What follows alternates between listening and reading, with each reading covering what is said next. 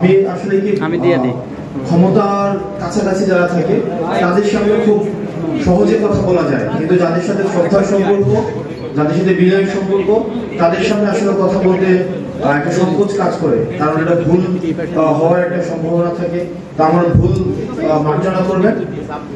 আমাদের 5ই আগস্ট পরবর্তী বাংলাদেশ বিনির্মাণের ক্ষেত্রে আপনাদের একটা তাৎপর্যপূর্ণ একটা ভূমিকা রয়েছে। যেমন এই পুরো 1.5 দশক আপনারা যেভাবে অন্যায়ের বিরুদ্ধে, অত্যাচারের বিরুদ্ধে, নির্যাতনের বিরুদ্ধে যেভাবে আপনাদের অবস্থান অব্যাহত রেখেছেন, সেদিক থেকে আমরা শিক্ষা নিয়েছি কিভাবে অন্যায়ের সামনে মাথা তুলে দাঁড়াতে হয়, দুনিয়াবি কোনো কিছুর বিনিময়ে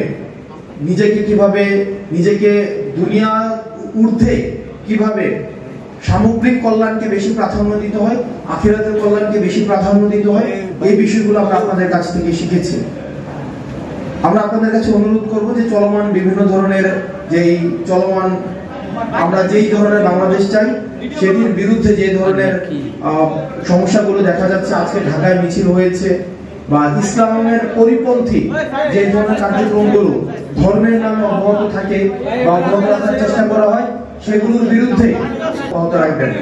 কিছুদিন আগে মাহমুদুর রহমান একটা কথা বলেছেন যে অতি ইসলামিক যেন কেউ না হয়ে যায়।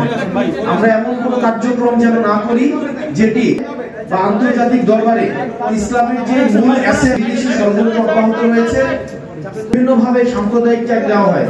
কিন্তু আমরা সবসময় বলে আসছি, আমরা হয়তো অসাম্প্রদায়িক দেশ নয়, কিন্তু আমাদের দেশে সাম্প্রদায়িক সম্প্রীতি রয়েছে, এবং আমাদের দেশে যে সাম্প্রদায়িক সম্প্রীতির যে সুন্দর বার্তাটি, আমরা সেটির উদাহরণ হতে পেরেছি 5ই আগস্টের পরে।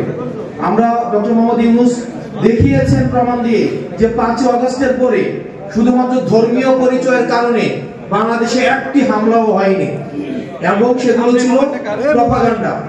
আমরা এই প্রপাগান্ডার বিরুদ্ধে আমাদের সরব অবস্থান রাখবে, এবং আমরা যদি কেউ তার পরিচয় ব্যবহার করে যেন দেশে, আমরা দেখতে পাচ্ছি যে ভারতীয় ষড়যন্ত্র এখনো পর্যন্ত অব্যাহত রয়েছে, সেটির বিরুদ্ধে যেন আমাদের সংগ্রাম অব্যাহত থাকে। নচেত আমাদের যে সংগ্রামটি, আমাদের প্রাথমিক অর্জনটি, এই অর্জনটিকে কিন্তু বিতর্কিত করার সবসময় চেষ্টা বা সবসময় অপচেষ্টাটি থাকবে।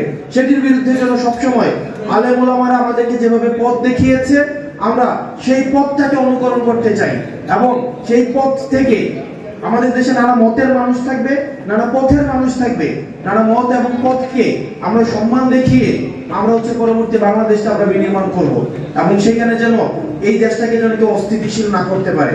সেটির জন্য আমরা আপনাদের দিক নির্দেশনা, আপনাদের দেখানো পথ এবং দেখানো মতের অনুযায়ী আমরা দেশটাকে করতে চাই। আসসালামু আলাইকুম ওয়া রাহমাতুল্লাহ।